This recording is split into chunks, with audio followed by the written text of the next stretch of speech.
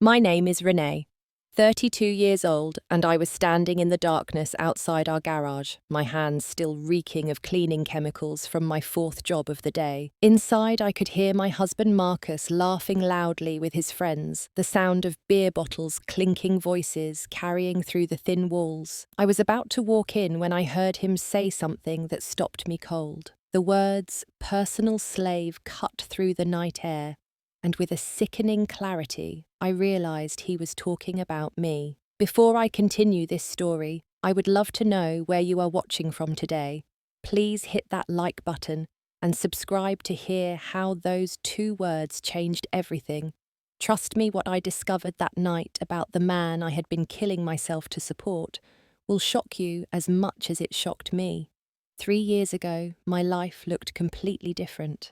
I met Marcus at an art exhibition in downtown Denver on a warm September evening. I had gone with my friend Sarah from the hospital, both of us still in our scrubs after a 12-hour shift, desperately needing something beautiful to wash away the intensity of the emergency room. Marcus stood near an abstract painting wearing a perfectly tailored navy suit that suggested success without trying too hard. When he turned and smiled at me, his green eyes crinkled at the corners in a way that made my heart skip. He approached with confidence but not arrogance, offering to explain the painting's meaning, as if he could see I was puzzled by it. His voice was smooth, educated, with just a hint of East Coast sophistication that stood out in Colorado.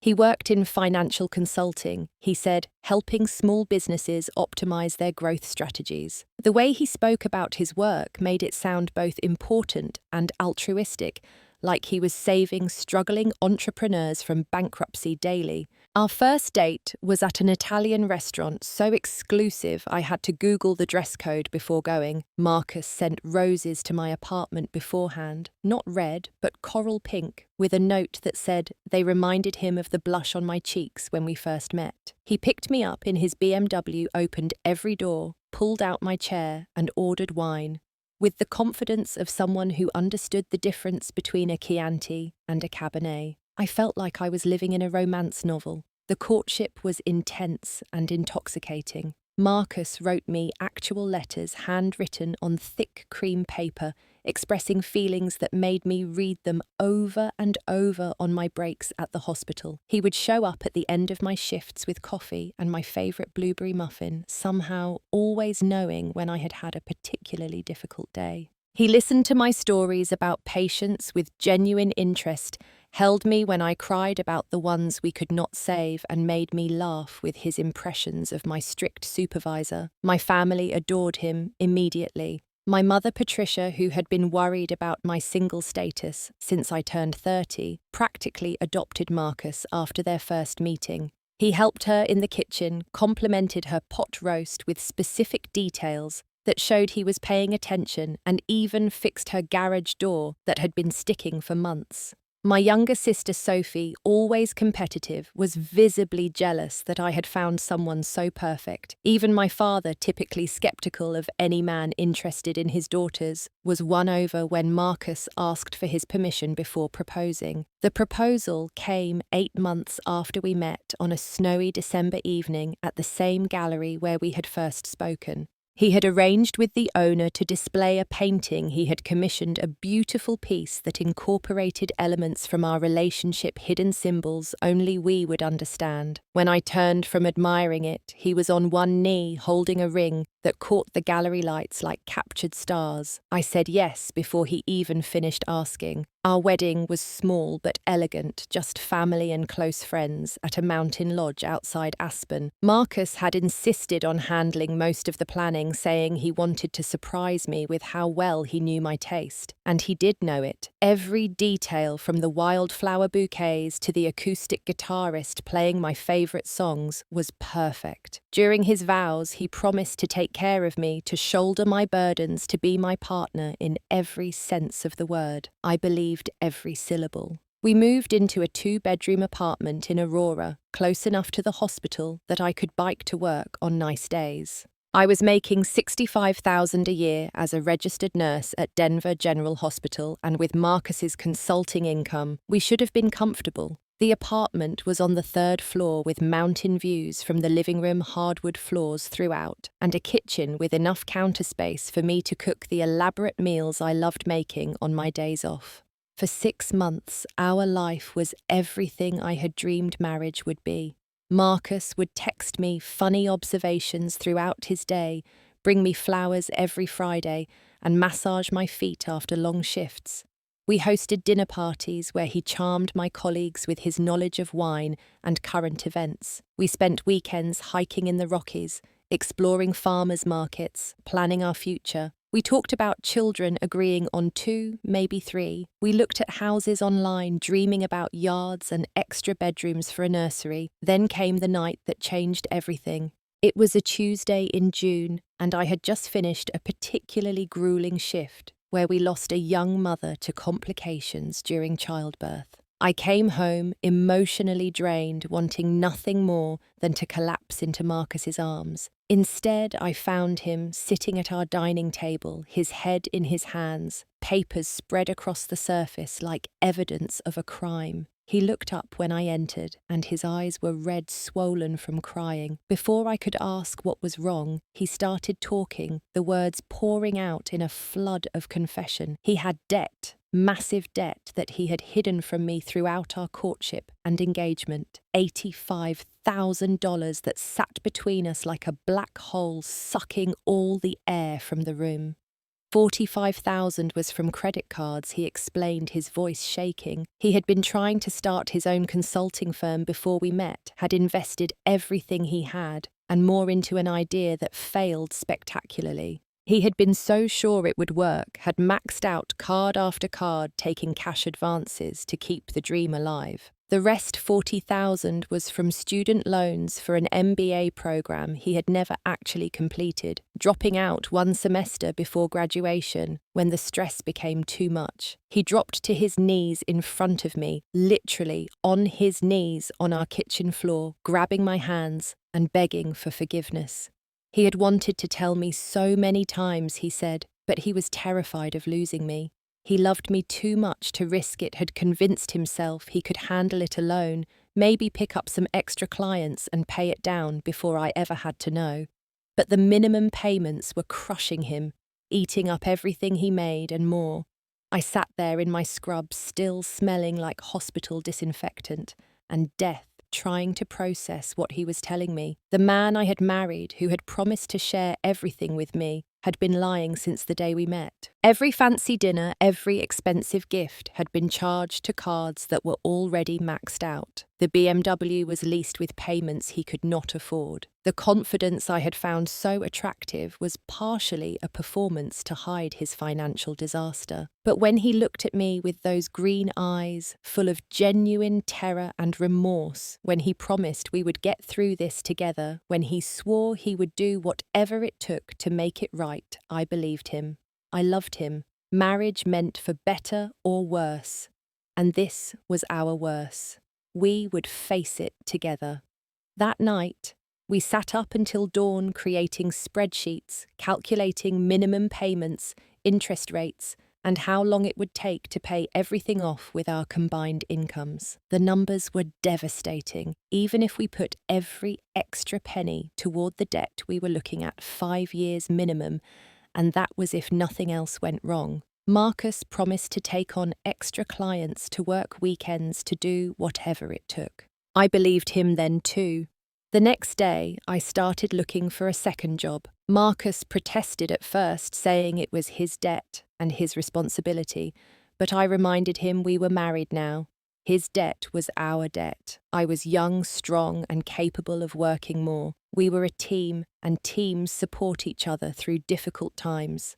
The first additional job came 2 weeks later. An elderly woman named Mrs. Miller needed in-home care from 4 to 8 p.m. on Mondays, Wednesdays, and Fridays. She lived in a sprawling ranch house in Cherry Hills, her husband long dead, her children too busy with their own lives to provide the daily care she needed. Mrs. Miller had moderate Alzheimer's, which meant she could have good days where she remembered my name and bad days where she thought I was her daughter from 50 years ago. The work was not technically difficult for someone with my training. I administered medications, helped with bathing and dressing, prepared simple meals, and mostly provided companionship. Mrs. Miller loved to tell stories about her youth, the same ones on repeat, and I learned to respond with fresh enthusiasm each time. The pay was good $800 a week in cash that we immediately applied to the highest interest credit card. Marcus seemed genuinely grateful at first. He would have dinner waiting when I got home at 8:30, usually something simple but hot. He would rub my shoulders and tell me how amazing I was, how he did not deserve me, how he was working on landing a major client that would change everything. His laptop was always open spreadsheets and presentations, visible on the screen evidence of his effort. 3 months into our new arrangement, the minimum payments were barely making a dent. The interest was eating us alive, compounding daily like a disease. That is when I took the third job weekend nights at Romano's, an upscale Italian restaurant downtown, Friday and Saturday nights from 9 p.m. to 2 a.m., sometimes 3 if we had a particularly demanding late party. The restaurant catered to Denver's wealthy crowd people who thought nothing of dropping $500 on dinner and expected impeccable service in return. I learned to balance multiple plates up my arms, memorize wine pairings, and smile through the degrading comments from drunk businessmen who seemed to think the tip entitled them to touch my lower back as I leaned over to clear their plates. My feet would scream by the end of each shift, swollen and blistered in the required black heels. I would sit in my car afterward, pulling them off and crying from the relief before driving home barefoot. The tips were excellent, though sometimes $300 a night in cash that I would count at our kitchen table while Marcus slept, organizing bills by denomination before putting them in the envelope, marked with whichever credit card was next in line. Marcus's gratitude was starting to fade by then, replaced with irritation when I was too tired for intimacy annoyance when I fell asleep during the movies. He wanted to watch together. He complained that I was never home, that he felt like he was single again. When I gently reminded him why I was working so much, he would look ashamed for a moment before finding a way to make himself the victim again. The fourth job came 6 months later, when it became clear that Marcus's promised big client was not materializing. Every week there was a new excuse. The client was traveling, or they decided to go with someone else at the last minute, or they wanted to wait until the next quarter. Meanwhile, our minimum payments had increased as promotional rates expired, and we were falling behind. Sunday mornings from 6 a.m. to noon, I cleaned office buildings downtown. 20 floors of toilets, trash cans, and coffee-stained desks. My hands cracked and bled from the industrial cleaners, even with gloves. My back ached constantly from bending, lifting, pushing the heavy cleaning cart from office to office. The smell of disinfectant permeated my clothes, my hair, my skin following me everywhere like a shameful shadow. By now, my schedule was inhuman. Monday through Friday, I worked at the hospital from 7 a.m. to 3 p.m. Mondays, Wednesdays, and Fridays, I went straight to Mrs. Miller's house until 8 p.m. Friday and Saturday nights were spent at Romano's until the early morning hours. Sunday mornings meant cleaning offices before starting the cycle again. I was sleeping 3 to 4 hours a night if I was lucky, surviving on coffee energy drinks and the kind of determination that comes from having no other choice. My body began to rebel. I lost 20 pounds in 8 months, my cheekbones sharp enough to cut glass. My hair started falling out in clumps in the shower, circling the drain like surrender. My skin took on a greyish pallor that no amount of makeup could hide. Colleagues at the hospital started asking if I was sick, and I would laugh it off, blaming the harsh fluorescent lights. Marcus, meanwhile, seemed to be thriving in inverse proportion to my decline. He had gained weight, his face fuller, healthier looking than when we met. He spent his days supposedly networking and developing business plans, but I would come home to find him on the couch, playing video games, empty pizza boxes on the coffee table. When I asked about his job search, He would launch into elaborate explanations about why each opportunity was not quite right, how accepting the wrong position would hurt his career in the long run. He started making demands despite contributing nothing. The house was not clean enough, even though I was barely there to mess it up. The groceries I bought were wrong, not the brands he preferred. I was not being supportive enough of his career transition. I was letting myself go physically and did not. I care about being attractive for my husband. Each criticism was delivered with a tone of disappointment, as if I was failing him rather than killing myself to save him. The isolation was almost as exhausting as the physical demands. I had no time to see my family, and Marcus discouraged it anyway, saying they asked too many questions and did not understand our situation. My friendships withered from neglect, relegated to quick texts I would send during bathroom breaks, apologizing for missing another birthday dinner, another girls' night, another opportunity to maintain human connections beyond work. Even at the hospital, I became a ghost of my former self. I used to join the other nurses for lunch, sharing stories and dark humor that helped us process the trauma we witnessed daily. Now I ate alone in the supply closet, using the 30 minutes to close my eyes and try to gather enough strength for the rest of my shift. They stopped inviting me to things, assuming I would say no, and they were right. The worst part was how Marcus positioned himself as the victim in our story. When his friends called, I would hear him explaining how hard it was to find the right opportunity, how the job market was discriminating against white men, how he was too overqualified for most positions. Not once did I hear him mention that his wife was working herself to death to pay his debts.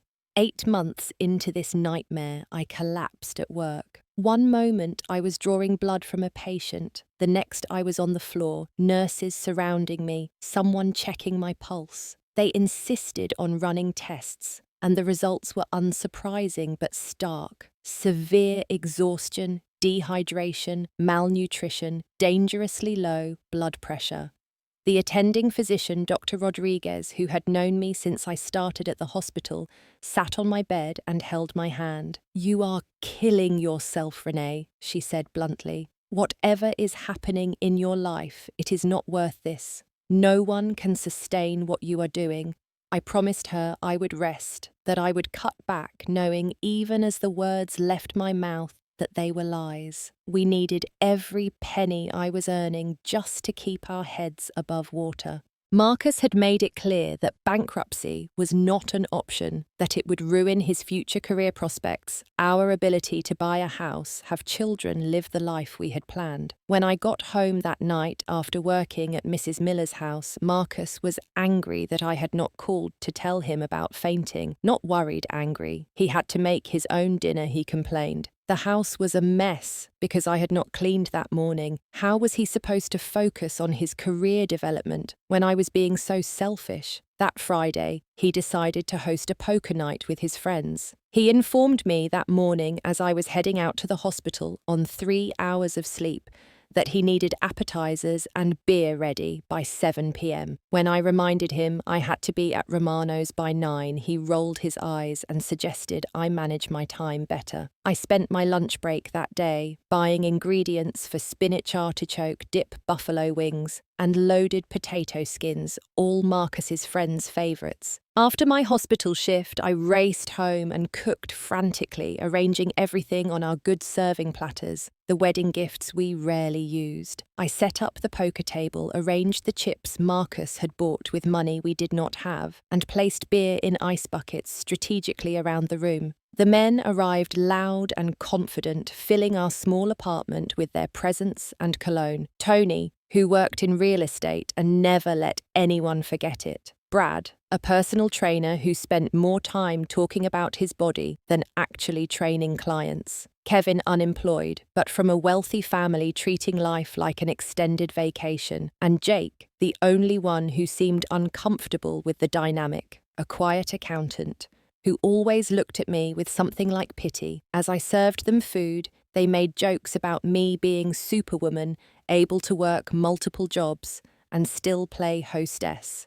Marcus beamed with pride not at my accomplishments, but at his ownership of them. "She knows her place," he said with a laugh that made my skin crawl though. At the time I was too exhausted to fully process why. I left for Romano's with their laughter echoing behind me, my hands shaking from fatigue as I tied my server apron in the car. The restaurant was particularly brutal that night, a bachelor party that stayed until closing, demanding and drunk and handsy. By the time I counted my tips and drove home, it was nearly 3:30 a.m. That weekend blurred into the next week, which blurred into the next month. Time lost meaning beyond the schedule I kept taped to our refrigerator, colour-coded by job, a rainbow of exhaustion. My mother called occasionally worried about how thin I looked in the few photos I posted on social media, but I assured her everything was fine. Marcus was going through a career transition, I explained, and we were being smart about finances. The credit card statements kept coming, the balances barely moving despite the thousands I poured into them each month. Marcus had explanations for everything. The interest rates had increased. There were fees we had not accounted for. One card had apparently been in default before he told me about it, accruing penalties that multiplied like cancer cells. "We need to pay more," he would say, as if I had additional hours to sell more blood to give. I discovered he had taken out new loans when a statement arrived from an online lender I did not recognize. $15,000 at 24% interest, borrowed 3 months after I started working 4 jobs. When confronted, Marcus had a ready explanation. It was for a certification course that would guarantee him a 6-figure position. He showed me the website testimonials from successful graduate statistics about earning potential. The course materials were still shrink-wrapped in our closet, untouched. There were other purchases I could not explain. A 65-inch television that appeared one day, Marcus claiming it was essential for video conferences with potential clients. A PlayStation 5 during a supposed shortage, which he said helped him network with younger entrepreneurs. Designer clothes because appearance was everything in consulting, he insisted, while I wore the same scrubs until they literally fell apart. My body was failing in ways I could no longer hide. I developed a tremor in my hands that made inserting IVs difficult. My vision would blur randomly, forcing me to blink repeatedly to focus on patient charts. I fainted twice more at the hospital, each time claiming I had just forgotten to eat. Dr. Rodriguez threatened to report me to the nursing board if I did not take time off, but I convinced her I was addressing the situation. Mrs. Miller's daughter, visiting from California, took one look at me and gasped. "Honey, are you ill?" she asked. And I saw myself reflected in her eyes, a walking skeleton in scrubs, hollow-eyed and brittle. I assured her I was fine, just working through a busy period, but she exchanged worried looks with her mother's daytime caregiver. The breaking point was building like pressure in a sealed container. Marcus became increasingly critical and demanding, as if my deterioration was a personal insult to him. He complained about the quality of meals I managed to throw together between jobs. He was embarrassed by my appearance when we ran into his friends at the grocery store. He felt neglected, unappreciated like a single man, despite being married. One Thursday evening, I came home between the hospital and Mrs. Miller's to find Marcus on the couch with a woman I did not recognize. They were not doing anything inappropriate, just sitting too close, laughing too intimately. She left quickly. When I walked in, Marcus explaining she was a potential business partner. They were discussing a startup idea. The wine glasses and her lipstick mark on one suggested otherwise, but I was too tired to fight, too beaten down to care. That night at Mrs. Miller's, she had a moment of clarity, looking at me with eyes suddenly sharp and present. "You are dying, dear," she said matter-of-factly. "Not quickly, but you are dying. I have seen that look before. Whatever you are doing, it is not worth it." I cried then, sitting on the floor of her bathroom while helping her bathe great sobbing tears that I had been holding back for months. She stroked my hair with her wet hand, this woman with dementia comforting me in my breakdown, and I realized I had forgotten what kindness felt like. Friday arrived with Marcus announcing another poker night. I went through the motions of preparation like a robot. my hands moving automatically while my mind felt detached from my body. The men arrived at 7, louder than usual, already a few drinks in from happy hour. I served them silently, invisibly, a ghost in my own home. As I was leaving for Romano's, I heard Marcus call out, "Tell them you will be late. We need another beer run." The entitlement in his voice, the assumption that my job, my commitment, my time meant nothing compared to his entertainment sent a spike of rage through my exhaustion. But I simply said I would try to come back during my break, knowing I would not. Romano's was mercifully slow that night, a concert downtown drawing away our usual crowd. The manager sent me home at 11:45, a minor miracle that felt like the universe offering me a small mercy. I drove home in silence, too tired even for the radio, thinking only of falling into bed and sleeping until my Sunday morning cleaning shift. As I pulled into our apartment complex, I noticed the garage door was open, unusual for that time of night. Light spilled out onto the driveway, and I could hear voices, laughter, the distinctive sound of Marcus holding court. I parked on the street, not wanting to interrupt their game, and walked quietly toward the side entrance. That is when I heard it. Marcus's voice, clear and confident, cutting through the night air like a blade. "You guys do not understand what I have accomplished here," he was saying. "I have trained my wife to perfection. 4 jobs, and she still comes home and cooks, cleans, takes care of everything. It is like having a personal slave, except it is totally free and legal." The laughter that followed was cruel, appreciative, the sound of men congratulating another man on his conquest. I stood frozen in the darkness, my hand on the door handle, my entire body suddenly terrifyingly awake for the first time in months. I stood in the shadows outside our garage, my legs trembling so violently I had to lean against the wall to stay upright. Through the gap in the door, I could see them clearly. Marcus sitting in a lawn chair like a king on a throne, cigar in one hand, beer in the other. His friends arranged around him in a semicircle, their faces flushed with alcohol and amusement. Tony was the first to respond, slapping his knee with delight. "Dude, that is absolutely evil. You are telling me she actually believes you are looking for work?" Marcus took a long pull from his beer before answering, savouring the moment like fine wine.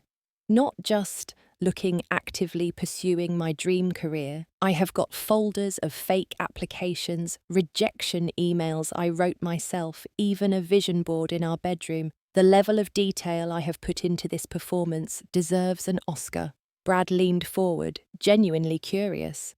"But how do you get her to work that many jobs I can barely get my girlfriend to split the dinner check?" Marcus's smile was predatory, the expression of a hunter explaining how to trap prey. "You have to choose the right woman from the beginning. Renee was perfect, nurse so naturally caring and used to sacrifice. Came from a traditional family where the woman supports her man. Plus she was 30 when we met, biological clock ticking, desperate to make a marriage work. I knew she would do anything to keep the relationship together." The words hit me like physical blows, each revelation more devastating than the last. Every moment of our courtship suddenly reframed itself in my mind. The romantic gestures were calculated manipulations. The tears over his debt were performance art. The man I had married, whose burdens I had been killing myself to carry, had orchestrated the entire thing. Kevin whistled appreciatively. So the debt was that even real Marcus laughed, a sound I used to love that now made my stomach turn. "Oh, the debt is real enough. About half what I told her, though. The rest I have been pocketing.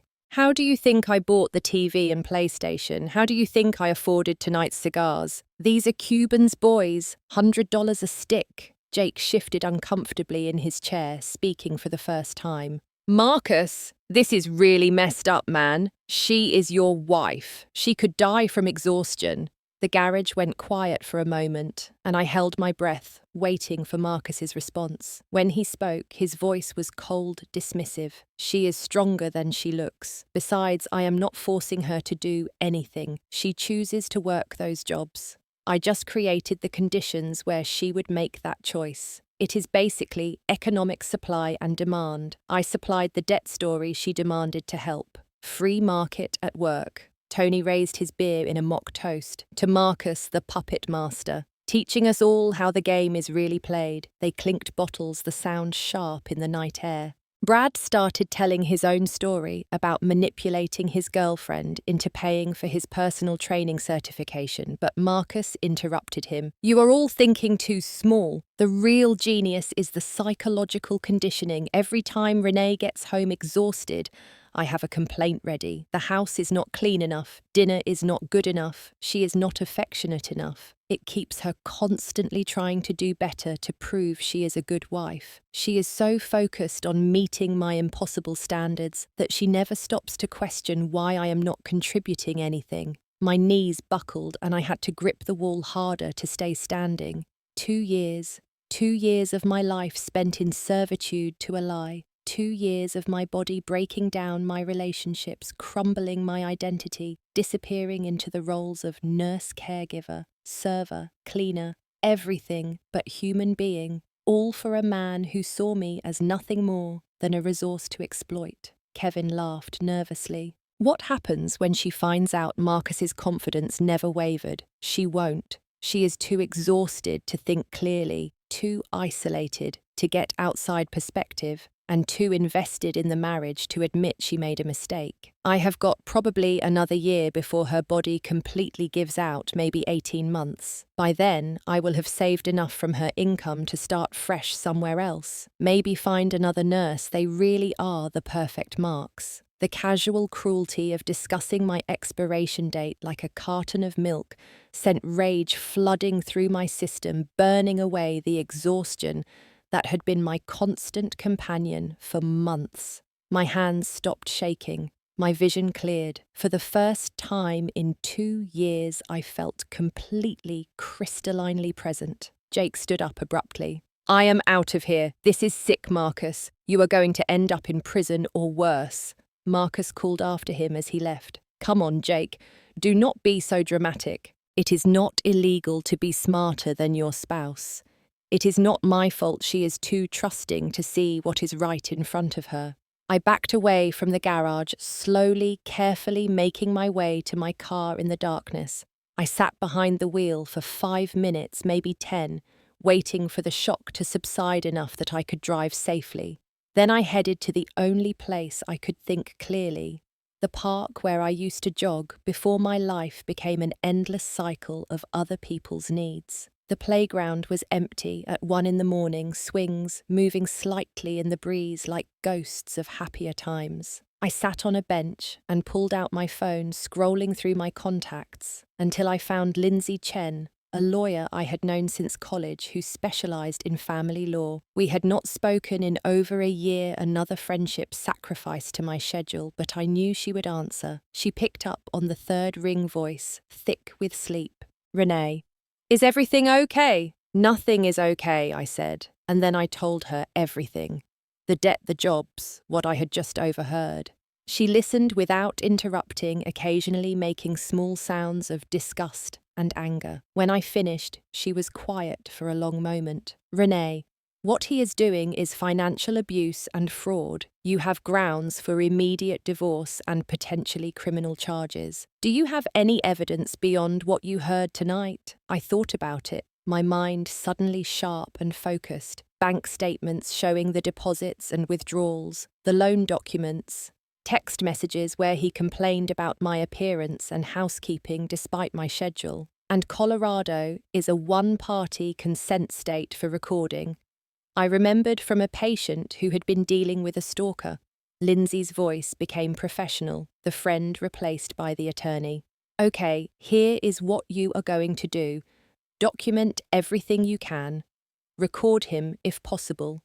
Do not confront him yet. Act normal while you gather evidence and make an exit plan. Can you do that?" For the first time in 2 years, I felt like I could do anything. "Yes," I said, "I can do that." I drove home at 2:30 a.m. to find the poker game still going. I walked in through the front door, and Marcus barely looked up from his cards. "You are home early," he said, accusation in his tone. "Slow night," I replied, keeping my voice steady. "The manager let me go." I'm going to shower and go to bed. Long day tomorrow." He grunted acknowledgement, already dismissing me, turning back to his friends and his game. I walked past them to our bedroom, closed the door, and began planning my escape. The next 2 weeks required the greatest performance of my life. Every morning I kissed Marcus goodbye and went to work as usual. Every evening I came home and played the devoted, exhausted wife. I cooked his meals, cleaned the apartment, listened to his fabricated job search updates with sympathetic nods. Meanwhile, I was building my case with the methodical precision I use to chart medications. I opened a bank account at a credit union across town using my mother's address. Every cash tip I earned went directly into it instead of toward the credit cards. I took photos of every financial document in our apartment, uploading them to a cloud storage account Marcus did not know existed. I started recording our conversations on my phone, hidden in my pocket, capturing his lies about interviews, his criticisms of my appearance, his demands for more money. The most damning evidence came accidentally. Marcus left his laptop open one morning when he rushed out to meet friends for golf, a sport he claimed was necessary for networking. His email was still logged in, and there they were dozens of messages to his friends discussing what he called the Renee Project. Detailed strategies for maintaining control, jokes about my gullibility, even a spreadsheet tracking my earnings versus his secret spending. I forwarded everything to myself, my hands steady, despite the nausea rising in my throat. One email to Tony was particularly revealing. He had written it 6 months into our marriage, outlining his 5-year plan. Year 1, establish trust. Year 2, introduce the debt crisis.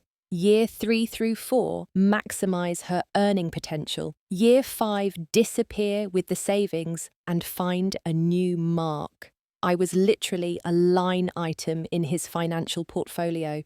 During this time, I also reconnected with my family. I called my mother from my car during lunch breaks, telling her the truth about my situation. She cried so hard I could barely understand her words, apologizing over and over for pushing me toward Marcus for not seeing through his act. My sister Sophie was furious, ready to drive to Denver immediately and confront him, but I convinced her to wait. I needed more time. I also contacted each of my employers, explaining that I would need to reduce my schedule for health reasons soon. Mrs. Miller's daughter was particularly understanding, admitting she had been worried about me for months. The restaurant manager said he would be happy to have me back whenever I was ready, that good servers were hard to find. Even the cleaning company supervisor, a gruff man named Carl, told me to take care of myself first. Lindsay helped me understand my legal options. Colorado was an equitable distribution state, meaning marital assets would be divided fairly, not necessarily equally. Since the debt predated our marriage, and Marcus had acquired it through fraud, I might not be responsible for it. The recordings and emails could potentially lead to criminal fraud charges, though that would be my choice to pursue. I found a studio apartment in a quiet complex in Lakewood, month-to-month lease, furnished ready for immediate occupancy. It was small, just 400 square feet, but it was on the 2nd floor with a view of the mountains. The landlady, an elderly Vietnamese woman named Mrs. Nguyen, took one look at me and reduced the security deposit by half. "Women must help women," she said simply, pressing the keys into my hand. Each day, I moved items to the new apartment. Nothing obvious at first. Just clothes Marcus never paid attention to, old nursing textbooks, sentimental items from before our marriage. Then, gradually, important documents, my grandmother's jewelry, the few valuable things that were exclusively mine. Marcus never noticed, too absorbed in his video games and poker planning, to pay attention to the slow emptying of my presence.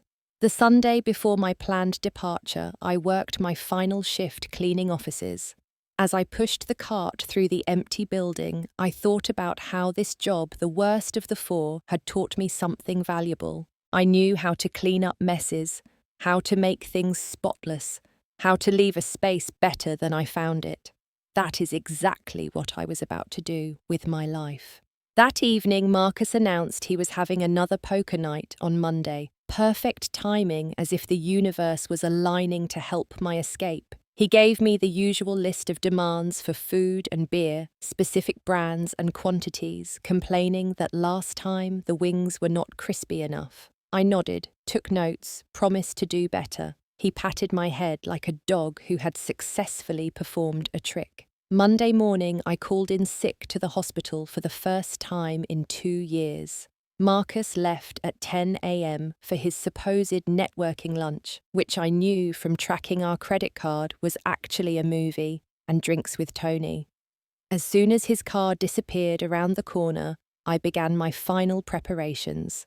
I loaded my car with the last of my belongings, mostly just essentials now. Then, I placed 3 items on the dining table arranged precisely in the centre. First, a manila envelope containing divorce papers that Lindsay had prepared, citing irreconcilable differences and fraud. Second, a USB drive containing all the evidence I had gathered, including his emails, the recordings, and the financial documents. Third, a typed letter in my own words. The letter was brief but comprehensive. I detailed every job I had worked, every hour, sacrificed every piece of my health and dignity I had traded to pay debts he had partially fabricated. I quoted his own words back to him, personal slave, the Renee Project, too trusting to see what is right in front of her. I ended with a simple statement. The only slave here was you enslaved to your own greed and cruelty. I am free now. I stood in the doorway of the apartment one last time, looking at the space where I had slowly disappeared over 2 years.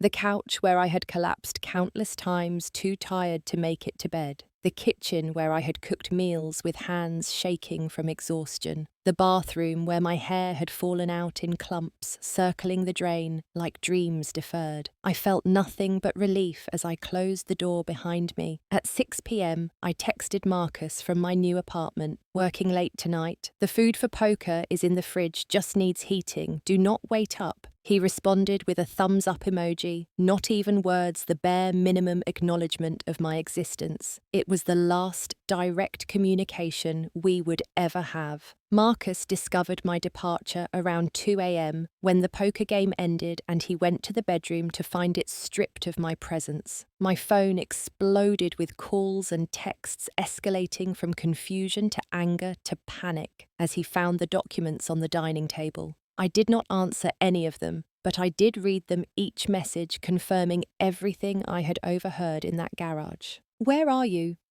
This is not funny. Renee, answer your phone right now. You cannot just leave. We are married. I will change. I promise. We can work this out. You are overreacting to something you misunderstood. This is abandonment. You are legally obligated to support me. You stupid witch, you will regret this. Please, baby, I love you. Do not do this. The last message came at 6 a.m. after he had clearly read through all the evidence. It was only 2 words. I am sorry. Not sorry for what he had done, I knew, but sorry he had been caught. Tuesday morning, I woke up in my studio apartment after sleeping for 12 straight hours. The longest uninterrupted rest I had had in 2 years. Sunlight streamed through the window, illuminating the small space that contained only what I needed, nothing more. I made coffee in my tiny kitchen and sat on my single chair, feeling my body slowly remember what it meant to not be in constant motion. Marcus showed up at the hospital during my lunch break. Security stopped him at the entrance, as I had warned them he might come. Through the glass doors, I could see him gesticulating wildly, his face red with frustration. Dr. Rodriguez stood beside me, her hand on my shoulder in silent support. After 15 minutes of arguing, Marcus finally left, but not before screaming that I owed him, that I was destroying his life. That evening, my mother and Sophie drove down from Fort Collins. They found me in my studio, took one look around the sparse space, and immediately set about making it home. Sophie had brought plants, claiming they would help me heal. Mum had packed boxes of home-cooked meals for my freezer nutrition to rebuild what stress had stripped away. We sat on the floor eating take-out Thai food, and for the first time in years, I told them everything. Sophie was the first to speak after I finished. I want to kill him. I want to literally end his life. Mum was quieter, tears streaming down her face. How did I not see it? How did I push you towards someone so evil? You saw what he wanted you to see, I told her. He was that good at the performance. We all believed it. Lindsay called the next day with an update. Marcus had hired his own lawyer and was trying to claim abandonment and demanding alimony. The lawyer apparently laughed when he saw our evidence advising Marcus to take any settlement I offered and be grateful I was not pressing criminal charges. Colorado took fraud seriously, especially when it involved financial abuse of a spouse. The divorce proceedings were swift. Marcus fought at first, trying to claim I had violated my marriage vows by leaving that the debts were marital property I was obligated to help pay. Then Jake, the accountant from Poker Night, reached out to me through Lindsay. He had been so disturbed by what he heard that night that he was willing to testify about Marcus's admissions. Faced with a witness to his own words, Marcus folded. The settlement was simple. We each kept our own debts and assets. I got my freedom. Marcus got to avoid fraud charges. The marriage that had consumed 2 years of my life was dissolved in less than 2 months. The judge, a woman in her 60s who had clearly seen too many cases like mine, looked at me with something like maternal concern as she signed the decree. "Take care of yourself now," she said quietly. "The hardest part is over." But she was wrong. The hardest part was just beginning, learning how to exist without the constant pressure that had defined me for so long. I would wake at 5 a.m. in panic, thinking I was late for a job, only to remember I now worked only at the hospital. My hands would shake when I had free time, not knowing what to do with hours that belonged only to me. I started therapy with Dr. Patel, a specialist in trauma and abuse recovery. She helped me understand that what Marcus had done was not just financial abuse, but psychological torture, systematically breaking down my identity until only the useful parts remained. We worked on rebuilding my sense of self, recovering the woman who existed before Marcus, while integrating the strength I had found in survival. The physical recovery was slower. My body had been pushed so far beyond its limits that it took months to stabilize. I had developed chronic fatigue syndrome, my adrenal system so depleted it could not properly regulate energy. Some days I could work a full shift at the hospital and feel fine. Other days, walking to the mailbox exhausted me. I learned to listen to my body's signals, something I had forgotten how to do. Mrs. Miller passed away 3 months after I left Marcus. Her daughter called to tell me, saying her mother had asked about me often in her final weeks. She invited me to the funeral, where she introduced me to other family members as the angel who had cared for her mother. I cried through the entire service, grieving not just for Mrs. Miller, but for the woman I had been while caring for her, destroyed, but still capable of kindness. 6 months after leaving, I met Daniel. He was an emergency physician at the hospital, someone I had worked alongside for 3 years, but never really noticed in my exhaustion. He asked me to coffee after a particularly difficult shift, where we lost a child to a car accident. We sat in silence for the first 20 minutes, both processing the loss, and somehow that silence felt more intimate than any conversation. Daniel was everything Marcus had pretended to be, but actually was. Genuinely kind, financially responsible, emotionally available.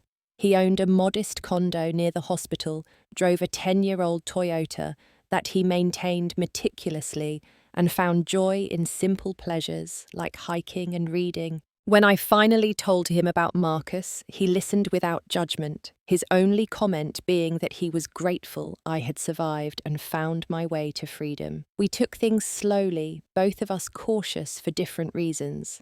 He had been through a difficult divorce 5 years prior, his ex-wife leaving him for his best friend. We understood each other's scars, the way trauma leaves you constantly waiting for the other shoe to drop. Our first kiss came after 3 months of coffee dates, and even that felt like a huge leap of faith. A year after leaving Marcus, I was a different person. My hair had grown back thick and healthy, my weight had stabilized at a healthy number, and the grey pallor that had marked my exhaustion years was replaced by actual colour in my cheeks. I had been promoted to charge nurse in the cardiac unit, a position that came with better hours and significant raise. The extra income meant I could move to a larger apartment with actual furniture, not just the basics. My family relationships had never been stronger. Sunday dinners with Mum and Sophie became sacred time, no work allowed, just food and laughter and the kind of honest conversation that comes from surviving crisis together. Sophie had started dating someone new and brought him for approval. When he offered to help with dishes without being asked, we exchanged approving glances. Small gestures matter when you have seen their absence. I started writing a blog about my experience, calling it The Cost of Silence. At first, only a few people read it, other survivors finding comfort in shared experience.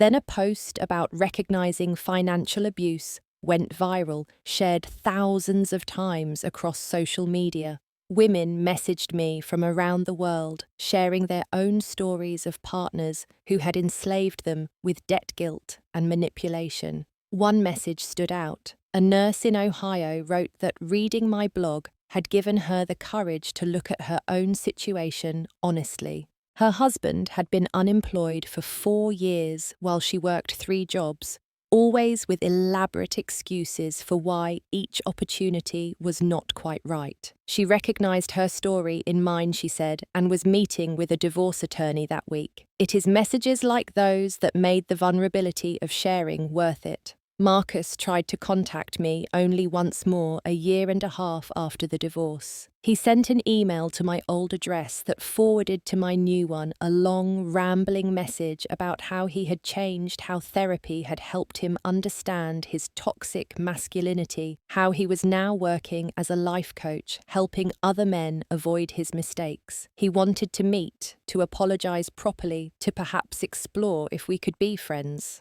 I did not respond, but I did look him up out of curiosity. His LinkedIn showed sporadic employment a few months here and there at various companies, none lasting long. His Facebook, which I viewed from a fake account, showed him living with his mother in Nebraska, his posts full of motivational quotes about resilience and second chances. The comments were sparse, mostly from his mother, and a few high school acquaintances. The poker night friends were notably absent. Jake reached out separately, a brief message apologizing for not speaking up that night, for walking away, instead of confronting Marcus directly. He told me Marcus had tried to borrow money from all of them after the divorce, claiming I had left him destitute. They had all refused, and the poker nights had ended. Tony had apparently told Marcus he was a disgrace to men everywhere. Brad had blocked him on all social media, even Kevin unemployed. Kevin had said he wanted nothing to do with someone who treated women like property. Their rejection of Marcus meant less to me than their awakening to the issue.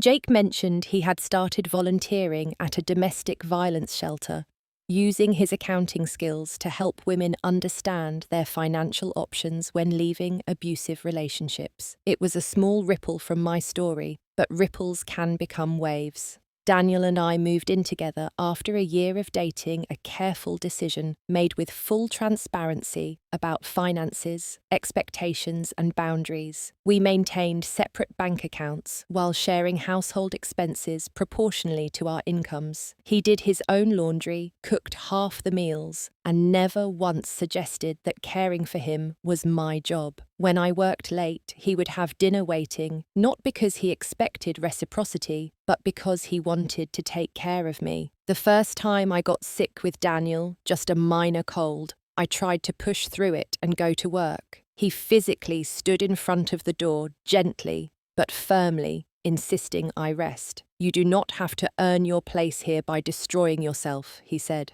"You are valuable just by existing."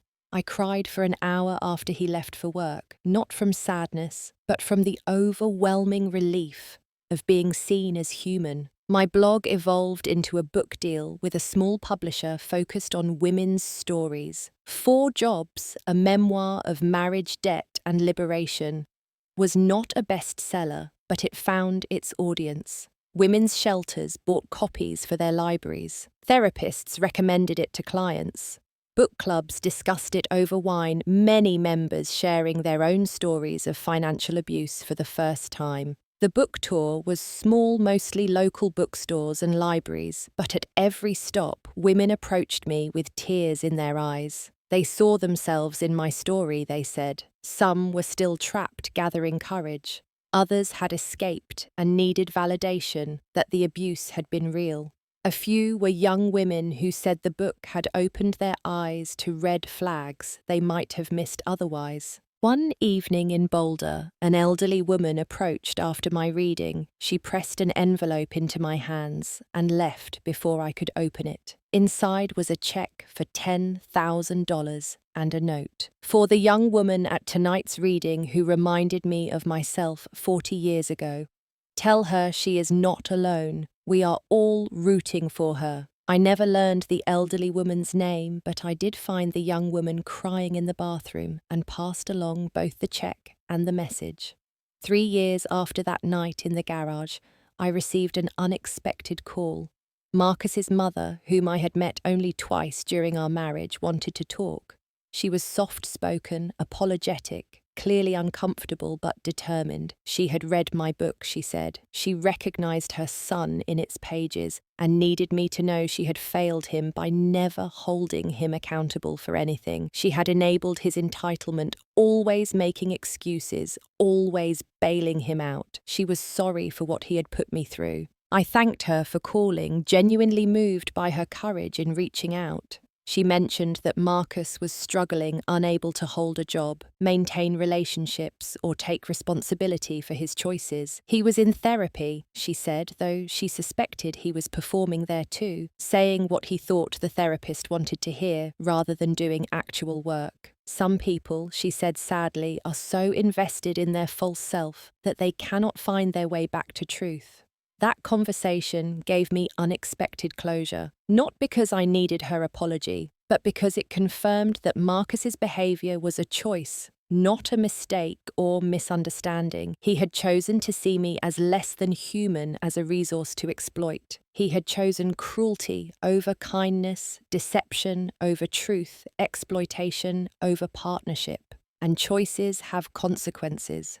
The physical effects of those 2 years never fully disappeared. I developed an autoimmune condition that flared during stress, my body's permanent reminder of what happens when you push past all reasonable limits.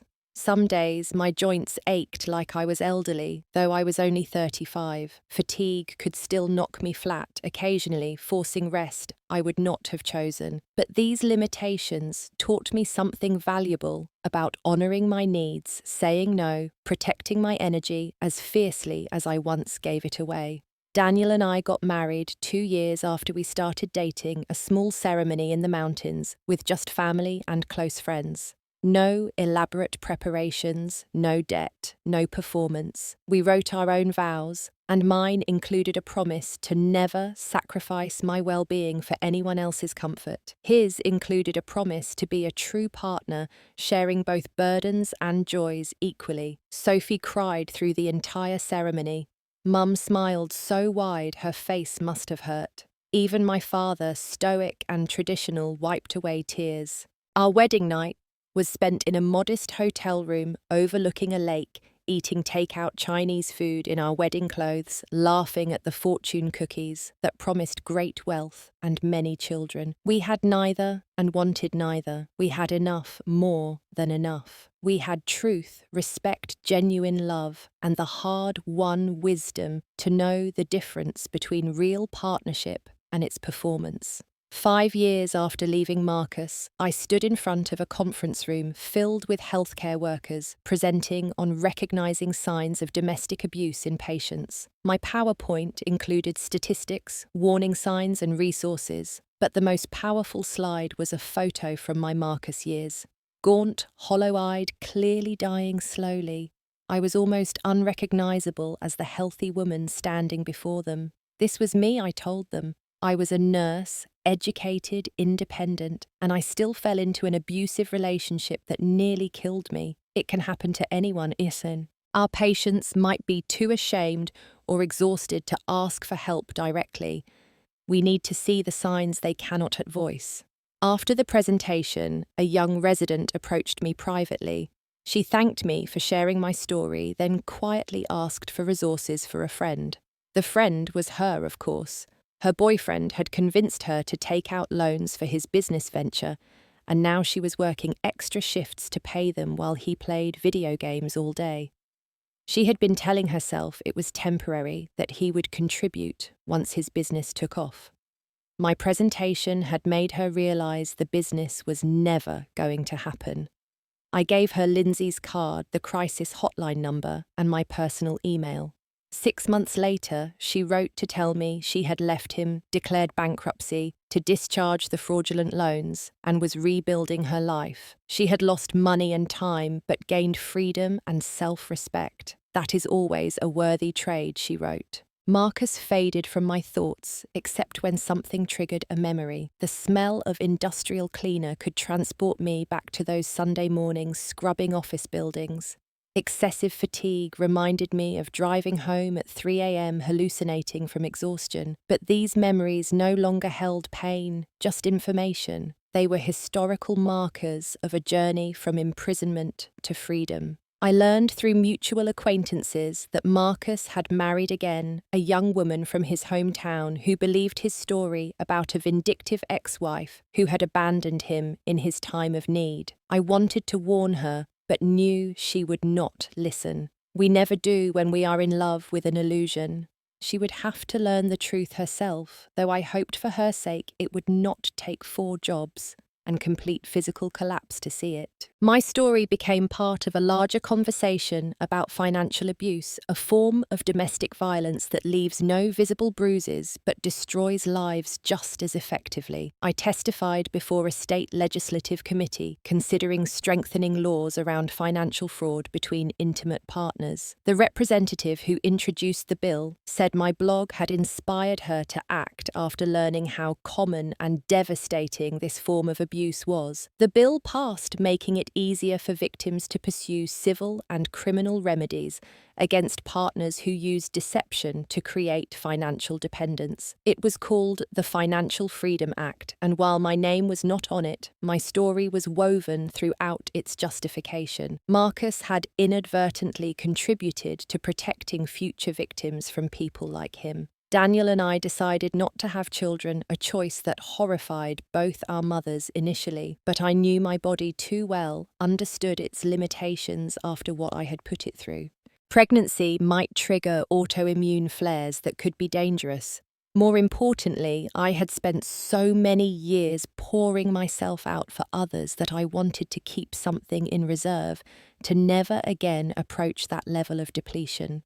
Instead, we became the aunt and uncle who spoiled Sophie's kids rotten, taking them on adventures, filling them with sugar, and returning them exhausted and happy. We travelled when we could afford it, always modest trips, but rich in experience. We adopted 2 cats, who required nothing from us but food and occasional attention, the perfect level of responsibility for 2 people who had learned the hard way about overcommitment. 10 years after that night in the garage, I received a message through my blog from Tony Marcus's real estate friend from Poker Night.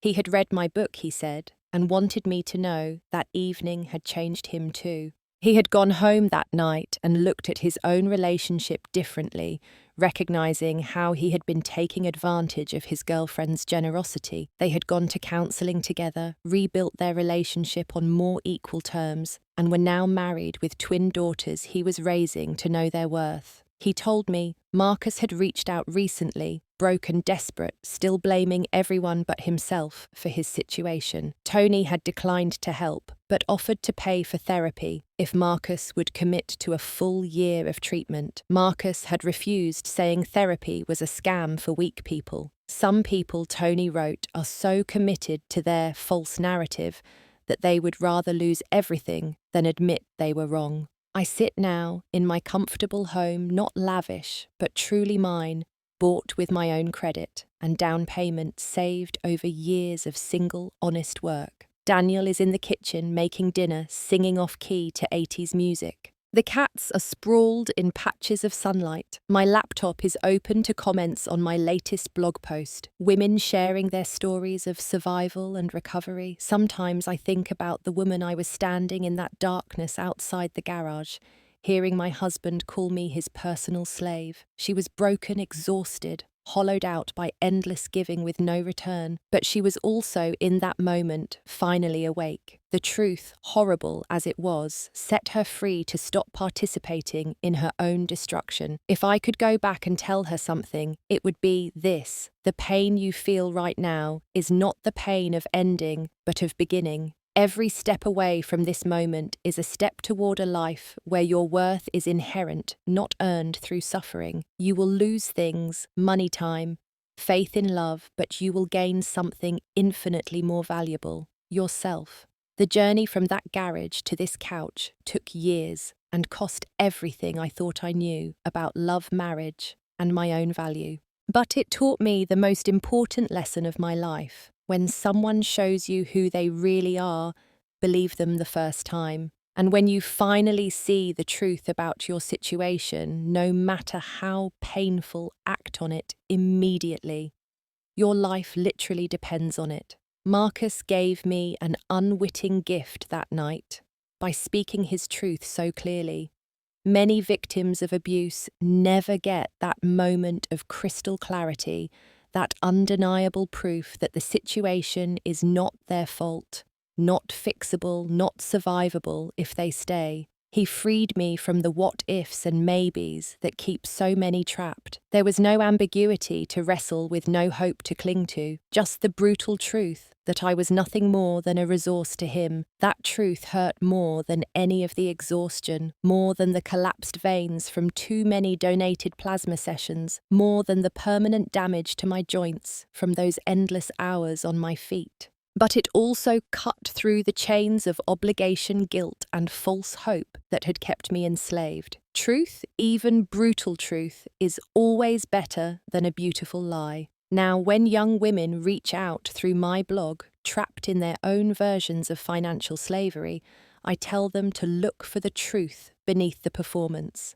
The man who loves you will not watch you deteriorate with satisfaction. The partner who values you will not calculate your worth in dollars earned. The person who sees you as human will not brag about breaking you to friends over poker. Sometimes the most loving thing you can do for yourself is to stop loving someone else. Sometimes the only way to save your life is to abandon the life you have built. Sometimes you have to burn everything down to see what is truly fireproof, and sometimes hearing yourself called a slave is exactly what you need to finally claim your freedom. Do you know someone trapped in financial abuse? Have you ever found yourself working multiple jobs while your partner contributed nothing? What would it take for you to finally say enough? Share your thoughts in the comments below, knowing you are in a safe space with others who understand. If this story resonated with you, please like and subscribe to hear more stories of survival and triumph. Share this with someone who might need to hear that their exhaustion is not normal, their situation is not their fault, and their life is worth more than their labor. Thank you for listening to my story.